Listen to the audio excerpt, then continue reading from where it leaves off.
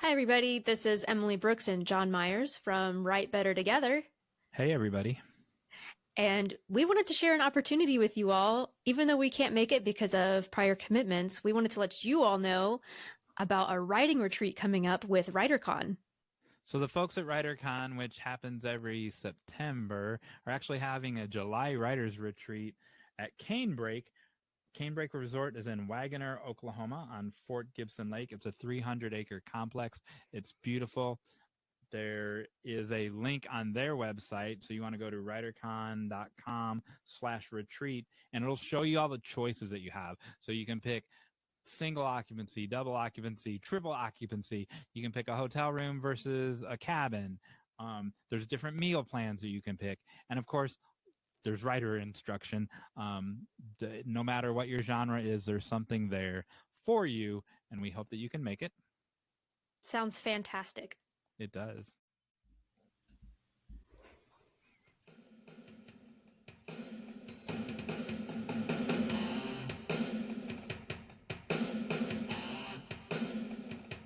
Welcome, everybody, to Write Better Together. I'm John Myers. Hey, look, everybody, it's Emily Brooks.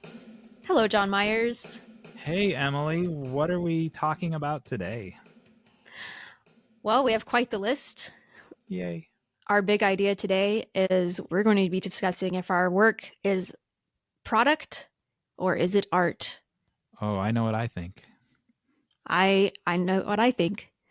We'll see how if that changes by the end of this conversation. Before that, we're going to talk about, or we're going to have a call to action that we're going to read. After the big idea, we're going to do our Hey John Myers segment. I'm going to try to teach John Myers something that he doesn't know, hopefully. Which happens every week. We're going to have a call to action, and then we're going to have the final act, which is a surprise. Act. An easy final act this week. So how did you get out of your bubble this week? What makes you think I did? Oh, because that's what we do on this podcast. Yeah. So while I was on my stupid walk, if I go, so this is a suburban, no, it's not a suburban neighborhood. This is not a suburban neighborhood. But it's a neighborhood with sidewalks. There are stores right across the street, but it's all residential, like from my side the houses on the side, and the houses behind me are all residential, and there's sidewalks, so I can walk in all four directions. When I walk in my least favorite direction, there are and it's my least favorite because my walks go from 44 minutes to 60 minutes, and for some reason it's the same amount of steps, which makes no sense. And my least favorite direction is the farthest one. It's the 60-minute one, so that's why I don't like going on that one. And however, when I go on that one, which I go on for the least amount of time, on this walk, I'll take a picture of it next time, 2 months from now when I decide to go the far one. There's on a post next to these people's mailbox, there's a post, and on top of that post, there's a little house, but it's like as big as a child's playhouse, and Okay. it's very nice. And so, like a baby could fit in it, really, or two babies. It's that big. You mean that's a baby could fit into pretty much any house. I don't. No, this is like a little Okay. super sized playhouse thing on a post, and it's just in a neighborhood, and so it goes mailbox, mailbox, mailbox, little house, mailbox, mailbox, mailbox, and in that little house, it's leave a book, take a book, and so it's a little. Okay. I was like, do fairies live there? It's a little library, I love and those. so you've seen those, and We have them they're on my walk. oh We have well. two. We have one that's a phone booth, like a British red box phone booth, and then we have another one that's just like a little like it looks like a birdhouse. No. Yeah. So I would like the phone booth one. it would solve my problem that I'm about to talk about. Okay. And so we also have 5, or if you count the one on campus, 6 Starbucks in town. And at Wow. one of the Starbucks, they also have one of these for food for the homeless people. Oh, But that's they, neat. yeah, and it's behind the drive-through, so you don't like have to get in the drive-through in the endless line or anything to put your food for the homeless people in it. And but it's the farthest away Starbucks, so it's too far for me to walk, and so I couldn't walk to that place if I wanted to. So in the original library house, it's 2 shelves. One shelf's for grown-up books, and they're all just like bestsellers, like David Bell or James Patterson, or name your whoever you want to name, whatever bestseller you want to name. And then the bottom shelf is for our kids' books, and people are they don't violate the boundaries of the of those 2 shelves. There's no, you know, book matron or anyone overseeing it. You could do whatever you wanted. And so there are times so I always have a bag of food, non-perishable food, in my car for homeless people just all the time, so that if I I love that. yeah, if I stumble across one, I have one. So there's times where, oh, I've been carrying this bag of food around for a week or two. I want to get rid of it, and I don't want to drive all the way over to the faraway Starbucks, and I want to put it in this library thing, this this book thing. But there's a sign that specifically says this is for books only. Don't put anything else in here.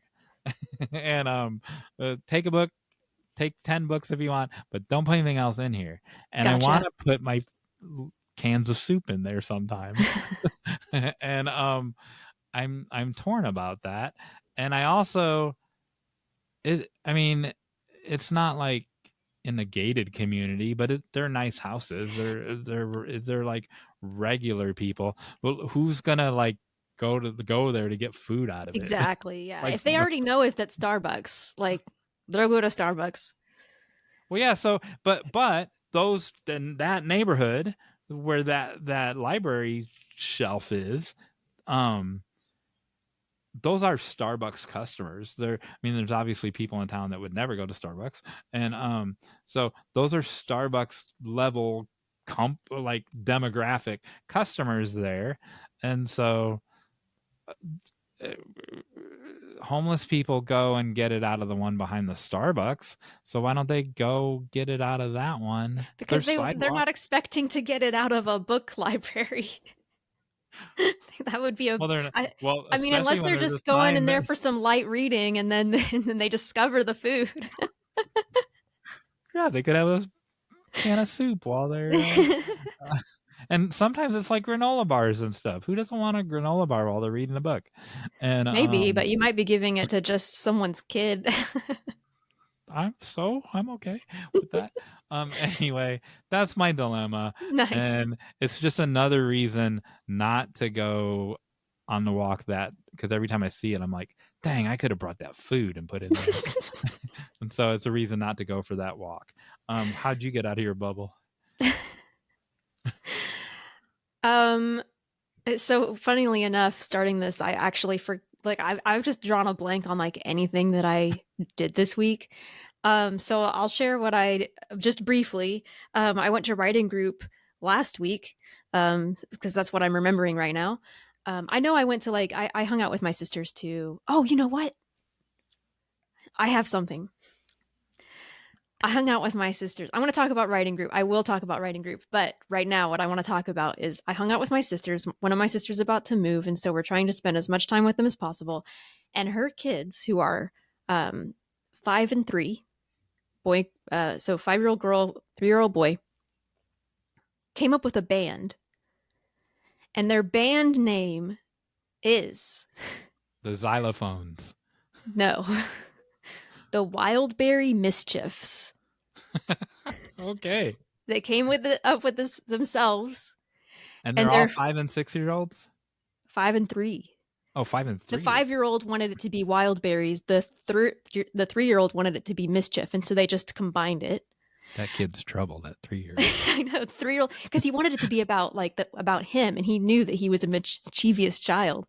Oh my So, goodness. their first song that they were singing in the car on the way to the park was "The Forest Is Anywhere You Are." Ooh. Like, they are future artists. Dude, Actually, no, they just are artists. Like, right now, they could start a band, and I would listen to it. those are the people that should draw those pictures that I So we suggested. have talked about having people draw pictures. Wait and see. Um, so yeah, they inspired me. Yeah, as well they should. Yeah. Have you done that? What? Did 5-year-old or 3-year-old Emily ever want to start a band? Oh yeah. I never had a And name for it though. oh, so as did I. There were out in the woods behind our house growing up, the house that you saw, uh, the house that you That's my saw. signal. That's her signal of like, whoa, I can't hear about the woods. um, there were these big oil tanks, like 600-gallon oil tanks, and that was our stage. And we Nice. made like little 5 and 6-year-old neighbor.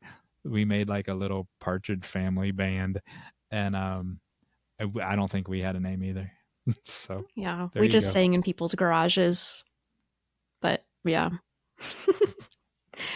So, we have call to action responses. Speaking of being Oh, inspired by other people. Um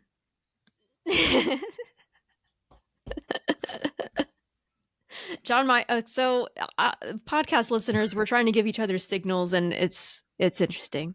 Okay, so today's call to action. So we have more log lines from the Bob Signs episode where he said, "Go outside and write a log line about the first thing you see."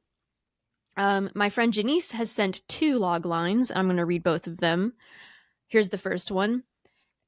As the deer taunt him from the hill across the street, the arthritic dog summons his inner puppy to protect his home and chase them away. whoa. I like the detail that the dog is arthritic. It gives a little bit more of a challenge. I am curious. So the deer are taunting him. They must not actually be threatening his home, right? It must be in his imagination, I'm assuming. Well, I wondered if do deer know that when a dog is ailing, and Mm. I'm not like fact checking the log line. I'm saying I was curious. That made me think the next step. And then do dogs know? I think dogs know because when they limp, I think they know there's something wrong when they're limping or whatever. Yeah, this just is completely a sidetrack. You can give me a signal if you want. Birds hide their ailments. So I learned Oh, this. Birds will, maybe this should have been a Hey John Myers. Birds do not let you know that they're sick. Whereas like dogs would come up to you and be like whining and trying to show you that they're sick. Because it's a predator versus prey thing. so birds like they they cough under their wings so you don't Yeah. notice. They like puff up so that you can't tell that they're losing weight, like all kinds of stuff. Anyways, this logline also made me think of Homeward Bound and Shadow. Okay, Homeward Bound was one of my favorite kids' movies. So this made me think that this logline could be another talking dog movie. It could be. That was gonna be my next question. Now we're doing 10 minutes on the log line. Yeah. Who's the protagonist? Like I can't tell. This isn't a criticism of Janice.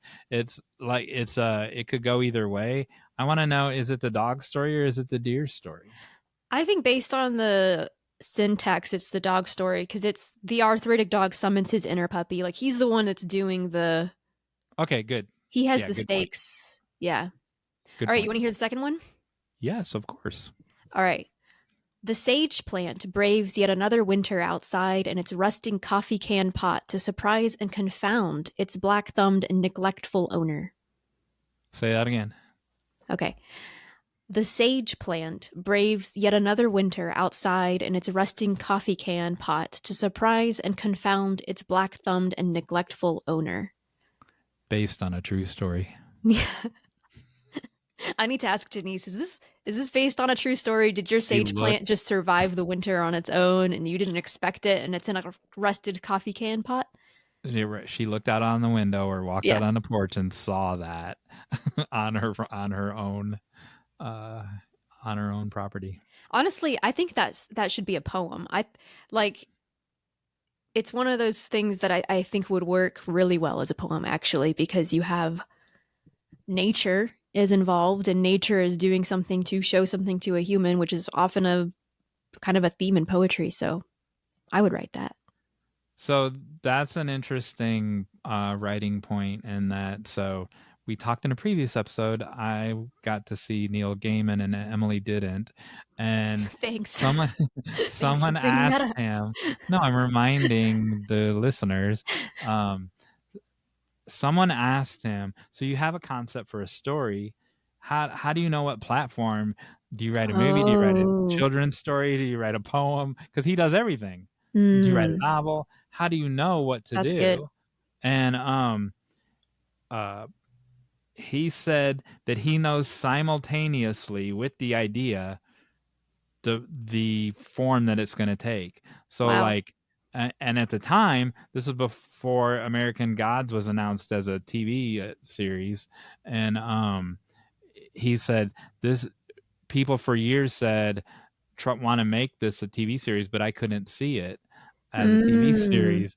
And but then now streaming was just starting. Then he's like, now I'm starting to see where it could be, but it couldn't be on network. It could be on a streamer. But interesting. um, so uh, if but he said uh the un the non-negotiable is if the story premise had hope that it had to be a children's book.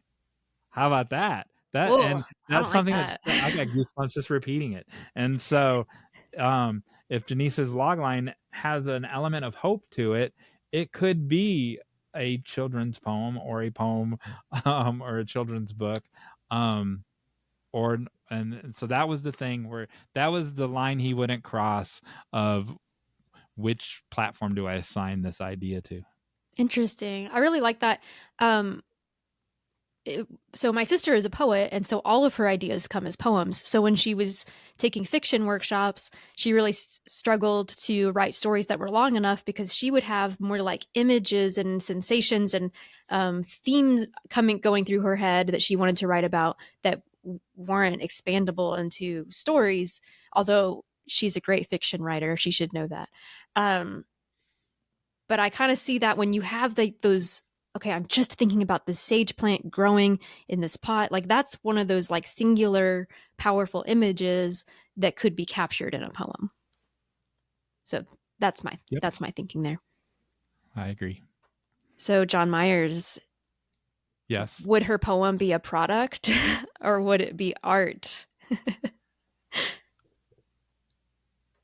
I am not prepared to answer that question. Um, But so you chose the topic. part of my let me give you my thesis of Great. is this piece of writing, not Janice's, but Mm-hmm. is the thing that I'm producing or the thing that you're producing, um, I can answer the Janice question in the conversation. I gotcha. Um, uh, uh, and I'll tell you why. And I'll tell you why I have the answer for that is this thing I'm writing art or a product? And my answer is because I'm a screenwriter, it is 100% a product.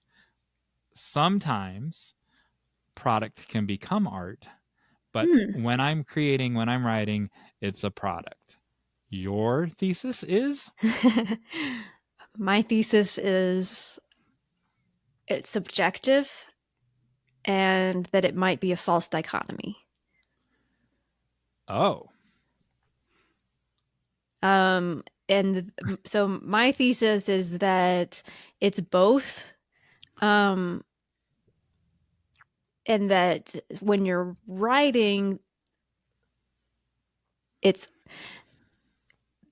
it affects, so both things are going to be working in your mind when you're writing, and so it affects the choices that you make. Unless you are writing solely for yourself, then I wouldn't say that it's a product. That's why I would say it's subjective.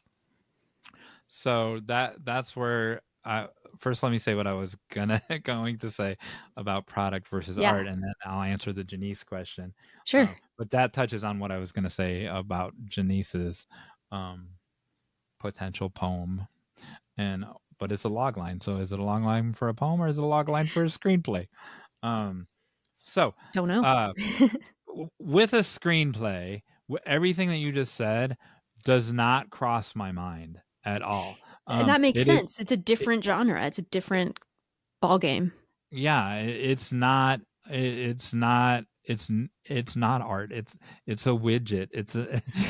It's not an assembly line. It's there, and here's why. It's a craft, and I consider all writing to be a craft because there's arts and crafts, right? It's not crafts and a different kind of craft. It's not arts and a sub art. It's arts and crafts. It's one or the other. And so I compare screenwriting to like furniture making. That's a craft, and we'll sit on 10,000 chairs in our lifetime. There might be two that were a work of art, a Frank Lloyd Wright chair. But and the intention of that writer or of that furniture builder, he made that to be utilitarian, but he Yeah. made it as a work of art because he was so he if Banksy made a chair, that would be it would be art because he's intentionally making it as a piece of art. But that's not why you don't write a screenplay to become a work of art. Some screenplays do become a work of art because there's thousands of people that work on it, and that film might rise to the level of art. I have one screenplay in my house that I would consider a work of art, and we've talked about it before, but I'll show you. Oh, Um, yes. and so it's the Isle of Dogs, Hmm. and We need to get that on our bookshop. I don't think it's on there yet. we do, and and I would also say the screenplay for Ratatouille is a work of art. Regardless of if a film was never made, I see. it still is aesthetically a work of art. It's it's the use of white space. I mean, Mm, it looks like a poem, but it has meaning at multiple levels.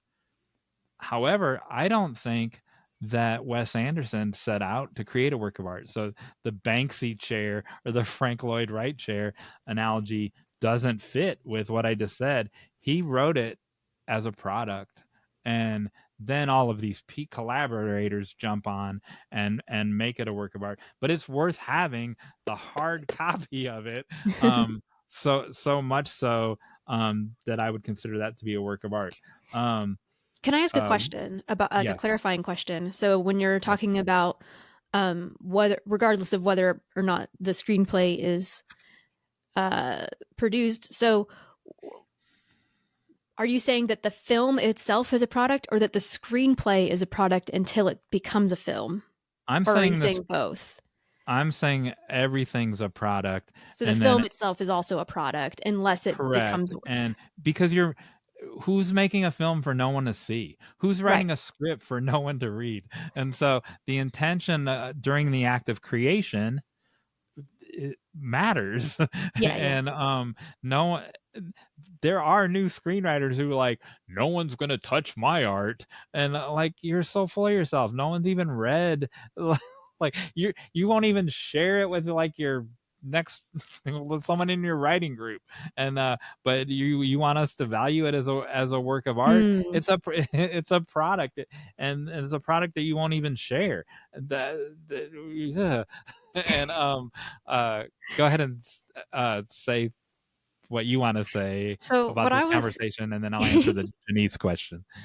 So what I'm curious about then is what how you would clarify the difference then. What So if a screenplay that was a product became art, what makes it become art? What are the distinguishing definitions? So I don't know the definition of art. I know that it is. I know the definition of craft, and craft has elements of practice. You can learn it from a mentor, or you can learn it. You can learn a craft, right? You can. Uh, there are. I'm sure there are natural born knitters, but uh, you could teach me how to knit, right? Yeah, I can Yeah. learn that craft. I can learn how to knit, and uh, I can teach someone how to write a screenplay. Are there naturals at it? Yes, and so there's that element of it's an attainable learning craft set, skill set. Yeah. Um, um, But are that you saying that art doesn't require craft? Or that craft becomes art? yes, The craft can yes. become art? Um, Did I answer the question myself? there are is architecture art? No. So craft is as different from art as architecture is. Are there works of architecture? Are there buildings that have become works of art? Yes, there are. The Washington Monument is a work of art, and, So how are and you distinguishing? Is it like functionality versus beauty, or I'm saying I'm distinguishing it at the moment of creation. The thing I'm creating, it's either an art or a craft. It's not. but what is the That's my difference? position. My intention. Like Okay. I didn't make. I'm not writing the screenplay uh, to be hung up in a museum, to be to to be toured on a building tour like a Frank Lloyd Wright house, or on the Washington Monument. Um, there are people who would say that the Statue of Liberty is not a work of art, but it was created as a gift, as a work of art from one country to another. Um, and so So there are you you go. saying then that art is the non-functional properties of something? I don't even understand that question. So, because you keep saying, like, okay, so a building has a function, it's a product, we use it for these very practical ways. It becomes a work of art when it's beautiful or when it has something that is non functional about it. Let's step away from buildings. Like, what makes a film a work of art? Um, let's let's step away from film. And what makes anything a work of art? A painting, things th- that we what do we consider, like a sculpture is going to be art, right? And things that there's no gray area, uh, I see. Because a and so sculpture is non functional most of the time. it's made to be admired. Right. It The purpose in which the creator is creating it Okay. is to be admired. Not It doesn't have a utilitarian. I mean, other than being made to be admired, it doesn't have a Gotcha. utilitarian purpose to it. Where a screenplay Right. does. Even a novel like To Kill a Mockingbird is a work of art. But it wasn't a work of art when she was writing it. And so that her intention was never to be, it was to be a product.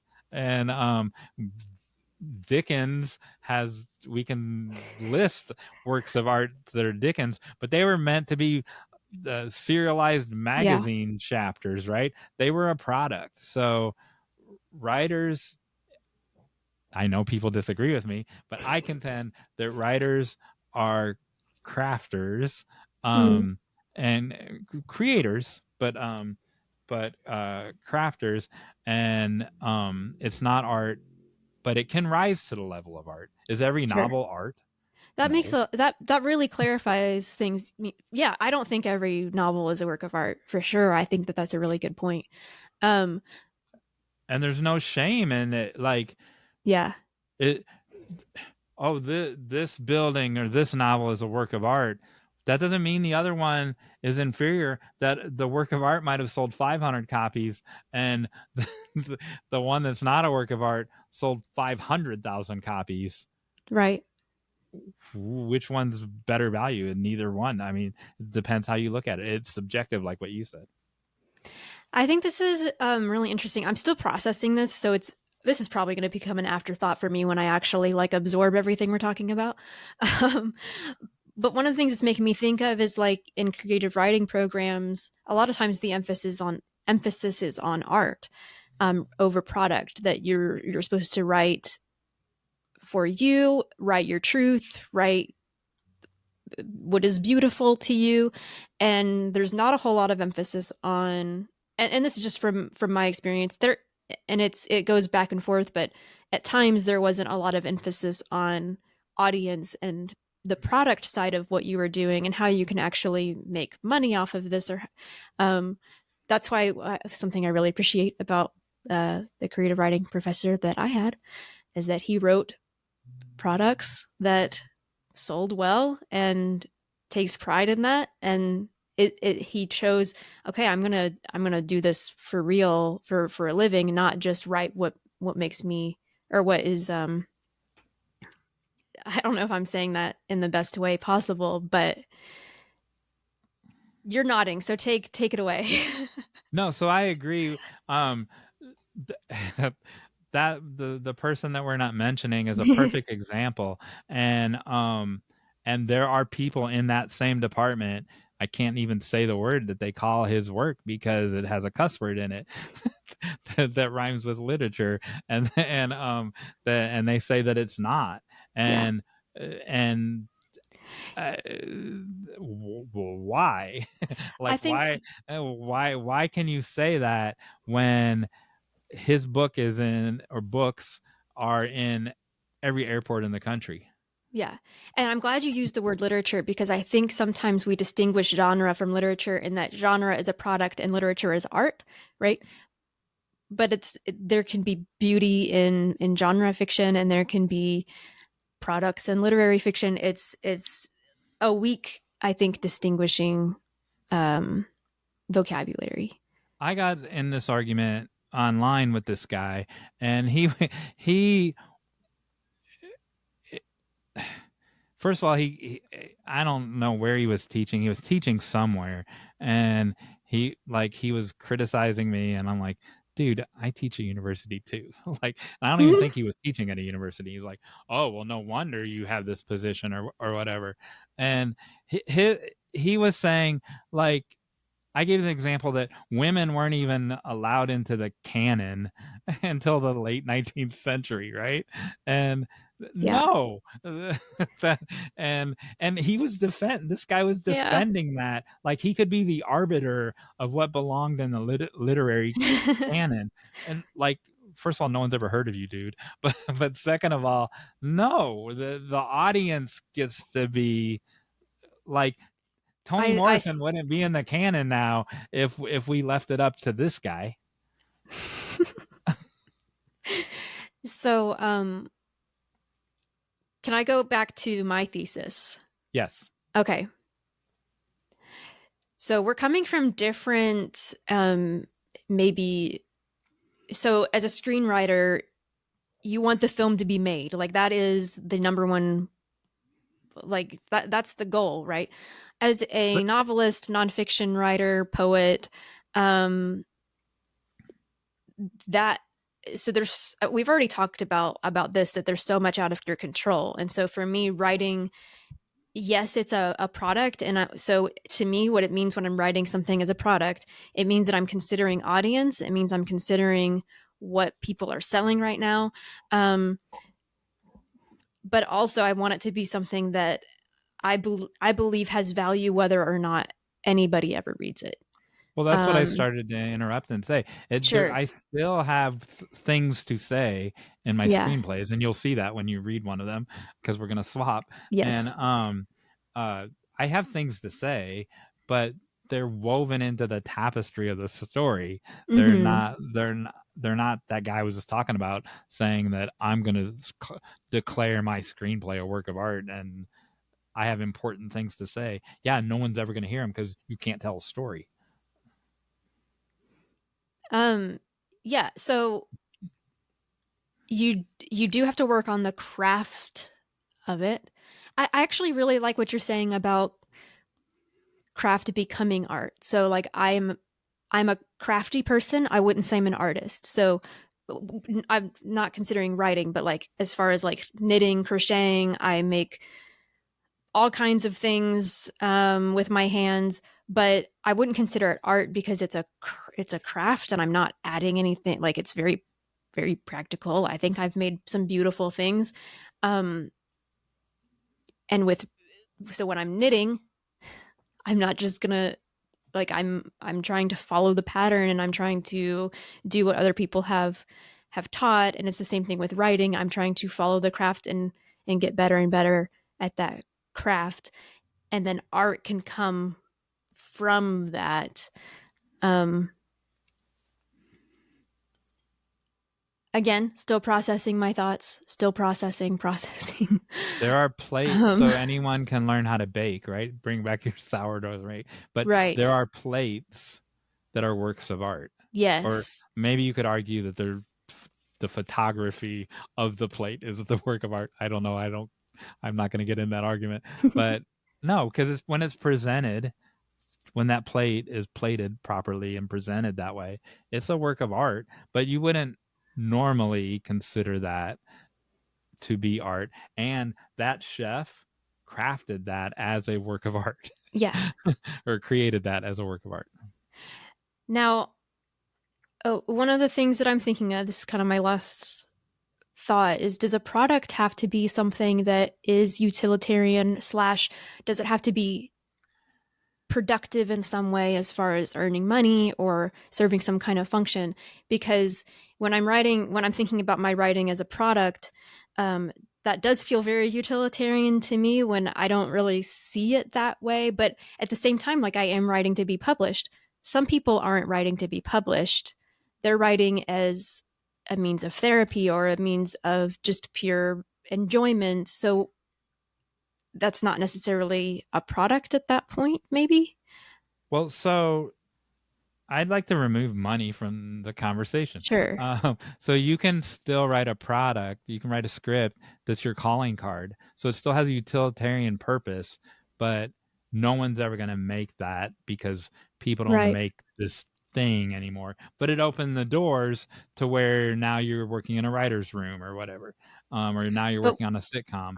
But so it had a purpose, yeah. and and that purpose was commerce, even though that one might not ever sell or involve money. It had a Yeah. utilitarian purpose. Um what if you're not pursuing and I just take out, I guess screenwriters wouldn't do this, but if you're like a poet and you're just writing for yourself. So, um, well, so that's now we get to get back to Janice's log Sure. line. Um, it depends on her intention. Am I writing this for like what how I always point out that Courtney Stevens talks about, who am I writing this for? Am I writing this for myself? And if I'm writing Mhm. poetry in my journal and it's not for anyone else to ever see, then I'm okay with Janice calling that art. Why not? Sure. And because that's her intention while she's writing it. But if she's writing it to release that chat book or enter that contest, and then Rumble's going to release a chat book at the end of the year that is for public consumption, Mhm. and so now that's a product. I think that's interesting cuz I'm thinking about knitting again. If I make a sweater, that's a product for me, right? Like I'm using it for myself, but it's still something for me, something that is still functional. Um Yeah, I think I for don't a sweater to be a work of art, you would have to declare that intention up front. Yeah. I'm going to make the sweater. I'm going to frame it and to be. There are quilts that are works of art that are never There's meant to be clothing used that's a as. work of art. Yeah. Yeah. And well, sure. On Fashion Week, there's clothing Yeah. that is kind of like their calling card, right? Yeah. That outfit that model has on is saying this is what this uh fashion. Who's someone that creates fashion? A Ah, tailor. I don't know. The designer. That this Thank you. designer. This is what I'm capable of, Mhm. and so that thing that the model's wearing on during Fashion Week is a work of art, but they're not going to reproduce that one. They're going to use that thing to inspire their line that you can be able to purchase. Yeah, or the fashion that celebrities wear to say something about themselves. It's not just a functional dress, it's saying something about their personality. Anything Exactly. uh, I think I'm going to need more time to process this and maybe have Okay, more to say, I but have right one more now, point that cannot wait for an afterthought. perfect. Let's hear But it. your additional part can wait for an afterthought. So, um, all of everything I talked about said it depends on the intention of the creator Yes. and the audience is included in that intention. This is the number one book that I recommended all of last year. This is Rick Rubin's The Creative Act, A Way of Being. And he would say, just to talk about creativity, what like don't worry about whether it's art or commerce. Which he's like some consider him the greatest record producer of all times, right?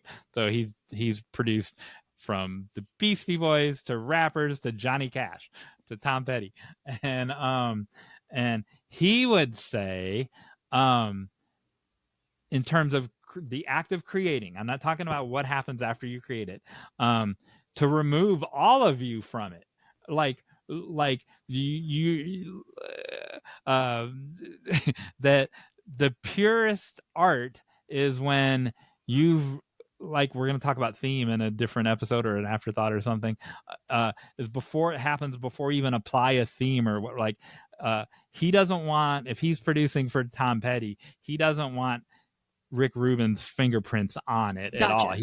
He wants to not have touched it. And then he says, so I've recommended this book to hundreds of people. I actually think I bought a copy for Dr. Rigby. And uh then he says that the audience doesn't matter. Ah, that What? is that is totally against what I believe, right? So the number one book that I've said in terms of creating that I've recommended, guess who pointed that out? Hmm. Jacob Collier, who we saw last week in a previous episode, directing a bunch of people in the Yeah. audience as Mhm. a choir. Yeah. And so they're in a little beef right now. and so I'm gonna read maybe 3 paragraphs and I want you to respond and then I'll respond. So Jacob Collier, also a Grammy winning record producer, was on the Colin and Samir podcast, breaking down the latest news in creator economy from a creator's perspective. Um, Here's what Collier said. The fundamental truth is that there's no one way of doing anything. There are literally no rules. And this is where he splits from Rubin's own inspiring but fairly prescriptive approach to any and all creative endeavors, as beautifully expressed in his book, The Creative Act, which we also recommend. So I'm kind of in that place, right? I'm still in camp Rubin, but I agree the audience matters. I'm in camp Collier as well. What do you think about that sentence, that there are no rules and there's no one way of doing anything, Emily? A lot of this conversation has been about intention, and I think that if you want to just write for yourself and you want to just be Jackson Pollock and throw stuff at a page and just see what happens, like great. Um Are you But if you, criticizing Jackson Pollock? I'm not criticizing. No, I'm just saying like that is a way of doing things. Um, he does do it intentionally. I should probably add that. Bad example. Anyways, a lot of this is about intent. So if you are intending to have an audience, I think that there are some rules. Um, I don't think that they are as rigid as we think, because there's a variety of genres and a variety of way of doing things, but I do think that we can't ignore the tradition before us and what has worked and um what people are doing and have done. That doesn't mean that we can't try new things, but there are risks involved. And sometimes you're subverting those rules, right? And Which is in a way using the rules. correct. My novel, surprise, surprise, if it ever gets finished, intentionally subverts several rules. All right, so next, so here's his big beef, right? Collier reveals, and we'll put a link to this in the show notes of this actual story. It is from Music Radar, but it's everywhere. In the last 2 weeks, I did a lot of research on Rick. To me, the crux of this is this is for everyone or this is for me. I worry about the strong prevalence of an attitude like the audience comes last, partly because I also believe that there's just not one way of doing anything. And we'll also put a clip from Rick Rubin's interview with Anderson Cooper on 60 Minutes. We'll put that in the show notes. And he literally says that he's like, I don't think about the audience. Like, the audience comes last. And how do, like, that's almost insulting to the audience. What do you say to I'm that? curious what he means by that. Um, if he's saying he's the audience, then he is considering audience and he's trying to find people who would respond the same way that he does. No, he doesn't care. He will say he doesn't care if it doesn't find an audience. He's looking for pure art and during the act of creation. And if the new whatever, Johnny Cash and Tom Petty are both dead, but if their new album were to come out, he doesn't care. Like, Yeah. he during the creation, he does not consider the audience at all. That's tough. I think that again, it's all about intention. Like, I don't think he's necessarily like wrong for him, but for a lot of us, that's not the way to move forward, I don't think. Collier continued, I just think that anyone who sits there saying there's one way to do things is wrong. You know, Rick says things like art is only pure if it's made only for the sake of art. And I find that absolutely false. Yeah. But that Yeah. has intention. But it's an intention that doesn't consider the audience. Yeah.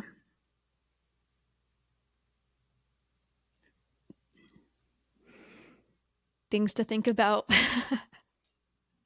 Are we Okay. going to have another episode just on audience? No. So what does it sound like to you? Which camp am I in? Am I in Camp Rubin or Camp Collier? It sounds like you think that audience matters the way that Collier thinks, but then that you also think that there are maybe some rules, but not but that there is some freedom. That where I agree with Ruben is that while in the process of creating comes from the subconscious. Remember the David Lynch Yep. thinking feeling thing, right? And so when we start touching it and applying themes to it and messing with it, it gets messed up. Like our brain messes up with the feeling thing. So I'm in both camps. However, one last sentence. Collier continues before concluding, I feel as a deeply creative person, I don't believe his audience, Rubin's audience, is comprised of creative people. I think his audience is people who aren't creative and and and for whom creativity is novel. He's saying Rick Rubin's audience isn't creative. That's like was the number one sell. This book was the number one book at Target for a while last year. It was in that first slot. Like there, yes, I'm in his audience and I'm creative. That's So interesting. that makes me want to jump out of Team Collier. If I haven't got a foot in both boats, you know what they say, if you have a foot in two boats and the two boats start drifting apart. I want to jump out of Collier's boat for that quote. Well, I don't know what Rubin does outside of that book that what is he writing? Is that So what he Collier is barely referring to? plays any instruments. He doesn't know how to run the recording equipment. So he's not a writer. He's not, like, I didn't know anything about what he writes. So you're saying he's correct. a musician? I mean, he wrote this book on his creativity Okay, process. but he's a musician. He would say he's not a musician. He would say he would say he's an artist who can get you, if he produces you, he can get pure art out of you. Interesting. By stripping away everything else. So I'm curious if what Collier was saying was that the people who listen to his music aren't artistic, but I don't know. He's saying because Rubin says, I can tell you how to do this, and everyone's different, that his audience must not be creative. And so now I've called both of these experts wrong. And who I think that's okay. It's okay to be contradictory. People are not always 100% right. I'm done until we do an afterthought. Oh man, I've got so many thoughts that are only half formed that I have to say them. No, I don't even know. Like, they're all jumbled up. I can't even just pick one. I will say, back to the intention thing, that a lot of it does have to do with your individual intent and what is it that you're trying to get out of your writing. There were times when I'm trying to remove the money from it, where Tom Petty was just fulfilling his contract. So he had to make commerce, but he didn't need the money, right? He didn't care about the money. He this label still needs 2 more albums from me. And that was his intention, but he still wanted his audience to enjoy those albums. Yeah, it's tough because, like, I'm not writing for a living. I'm writing because I would like to, but I think audience can be both helpful and distracting, and maybe that's what Rubin's trying to say, is that if you worry too much about audience, you won't be writing what you actually want to write. One way to deal with that, I think, one way that I've heard of doing this is you write the first draft for you and you write the revision for the audience. Collier said something along those lines when he was younger, that he wrote for himself and then an audience would pick it up and then he'd change it for the audience.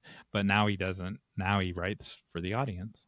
Yeah. When he was younger. He's already younger than but anyway, when he was younger. All right. Hey, John Myers. Yes.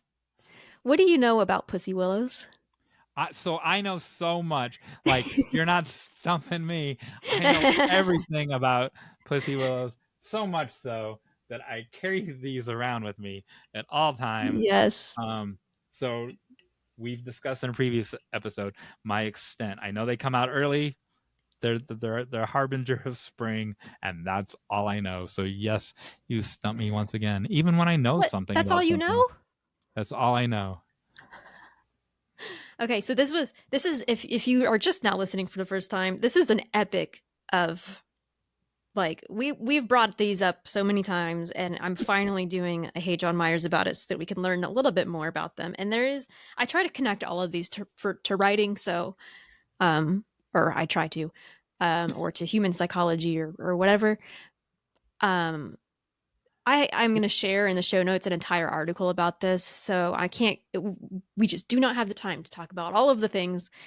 You said it's a Harbinger of spring. harbinger of spring. That is true. So for actually a long time, they've been part of how farmers actually kind of recognize the seasons of like, okay, now it's time for spring because the pussy willows are out. They are also, the reason why I heard about them is because I took a permaculture class after I graduated college. And in permaculture, they use them a lot for uh, holding like soil structure. So especially if it's in a floodplain, it will prevent flooding because it holds so much water. So that's really essential. You'll also see, and I'll add little pictures here, but unfortunately John Myers can't see them in the moment, but people make baskets out of them. They make wall hangings. And so people actually do use them for crafting. There's also some stories related to them. So they're called pussy willow. Do you know why? No, I do not. Because get your little plant, Oh, show us your plant and the little flowers on them. So those resemble cat paws. yes, they do. I agree. Yes. And there's a little story. Let me find it. Why are you using the diminutive qualifier little? Like your little story. Get down your little pussy willows. I Why don't are know, you honestly. why are you trying I to guess make it's just this thing cute. smaller? So, This this is a Polish legend. The Polish legend has it that a a mother little cat, legend.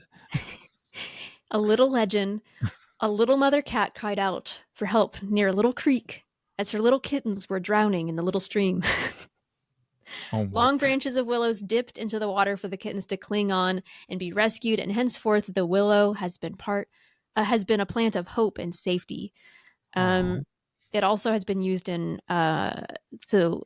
Orthodox Christians and Catholics have used it in place of palm branches in some areas for the Easter celebrations, for table settings and church decor, etc.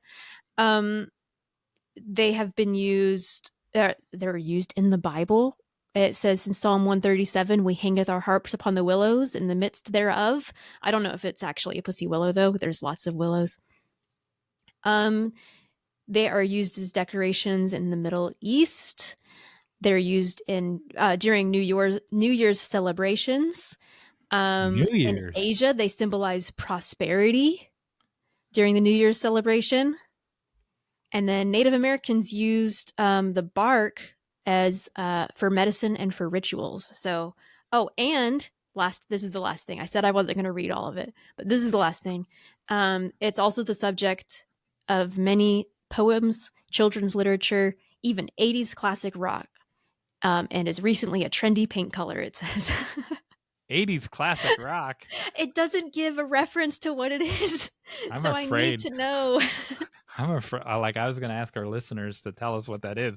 I'm afraid of what they might submit. To be honest, don't look it up. Yeah, Don't I look won't. it up. Wow. So So there you go. now I know even more. So we'll Oh, move on. But so the little cat paw thing that you called it a flower. That's a flower. it is, and you know what? One more thing I was going to say is that those are so. First of all, only the male plants have that. So you have a male plant. The female plants don't have that.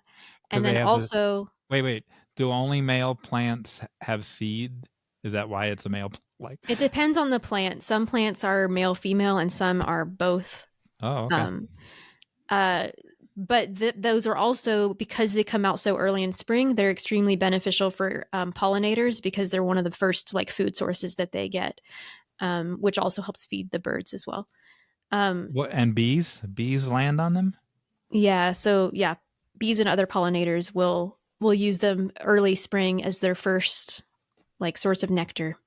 Well, Yeah, but I love how plants a lot, and this is true of a lot of plants, have like a folklore to them, have stories attached to them, are used in rituals, or used in certain parts of celebrations, and apparently that's one of them.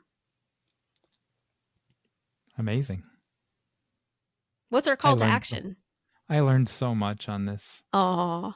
So our call to action is Did we forget? no, Oh, okay. I was trying to nice it up because it was because it's going to be divisive, and we don't do divisive here. I want you to pick a side. Like Oh no. I want you to pick a side, Rick Rubin or Jacob Collier, and tell us why. Like I don't want you Yeah. to just say why, and then Emily will make one of those awesome little clips. YouTube short clip thingies, and where we solicit you to tell us to pick a side between the two. Cool. You can respond in our show notes for this episode, which you can find at writebettertogether.com/podcast. You can also respond to our Facebook page, Write Better Together Now, and respond to that. And we'll share your responses. And while they're doing all that, they might as well do all that bell ringing stuff, right? Yes. Sorry, I'm blanking on stuff.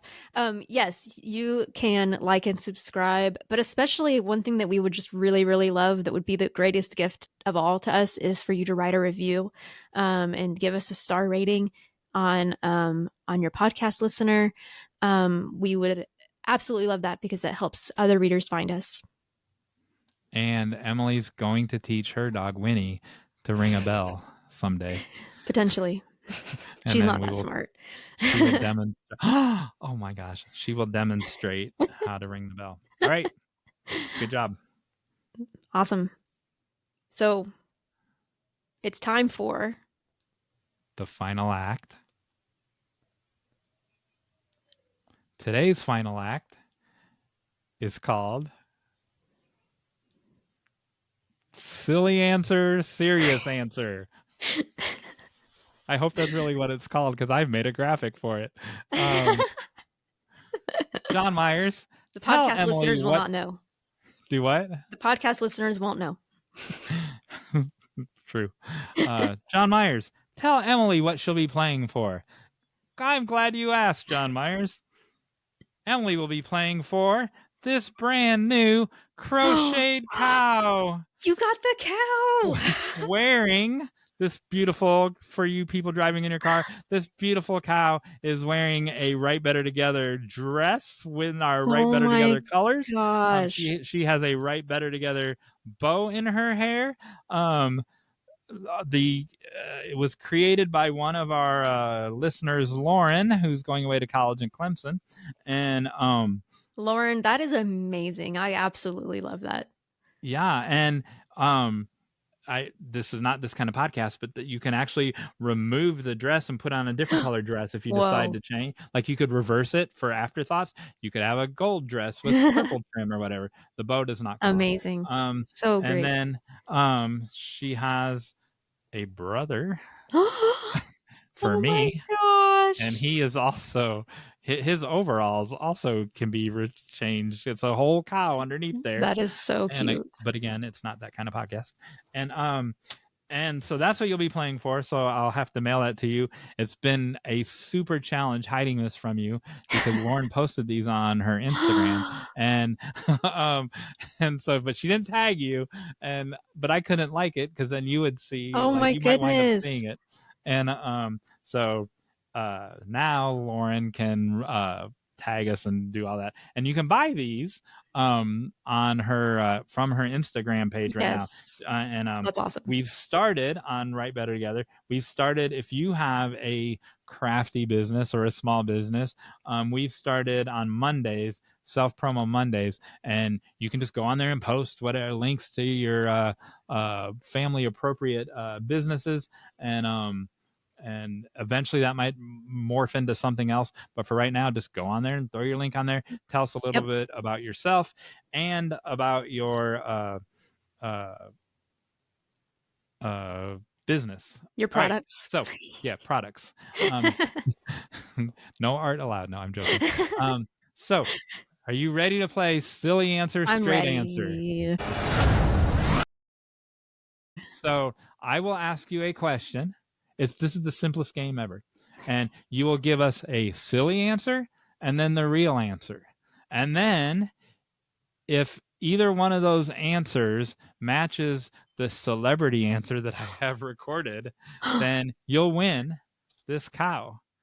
And Wow. just like the points on the Scrabble letters didn't matter, it really doesn't matter because you're still getting the cow, Oh, okay. even if you get this wrong. But anyway, it'll mean more Okay. if you win. All Yeah, right, more are you pride, more ready? dignity. Yeah, I'm ready. Emily, why would you put your pantyhose in the microwave for about 2 minutes?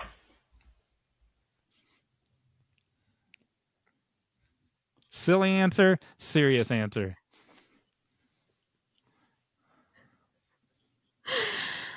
Um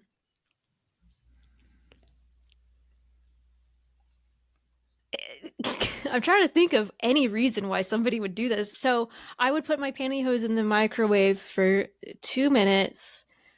Silly Um, answer first, then serious answer.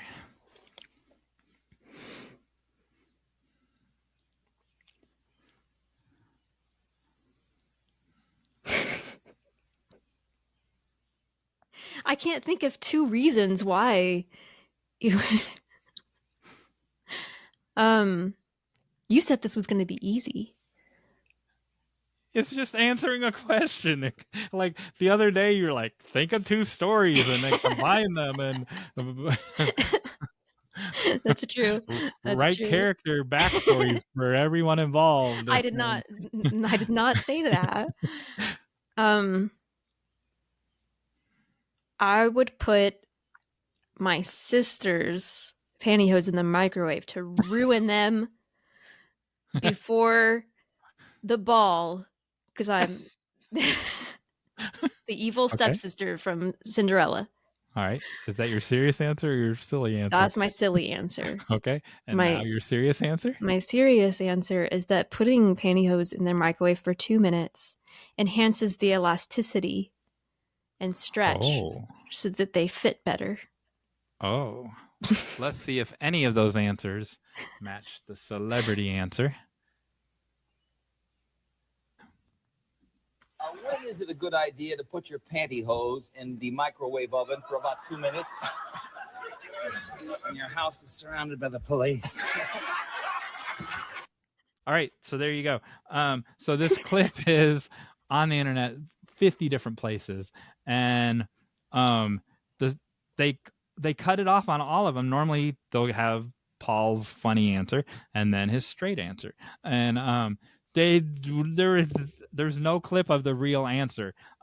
So the host of the Hollywood Squares back then is Peter Marshall. He's still alive. He just had his 98th birthday, and I'm friends with his wife. So I texted her and said, "Does Peter remember?" And he's like, he is sharp. He looks like he's 55, and he is a sharp 98-year-old. Does he remember the real answer?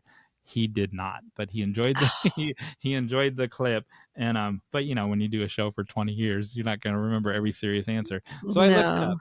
and the serious answer is to kill the bacteria in it so you don't get yeast infections. So there you go. Oh, Too there much you go. information. That actually makes sense. Yeah.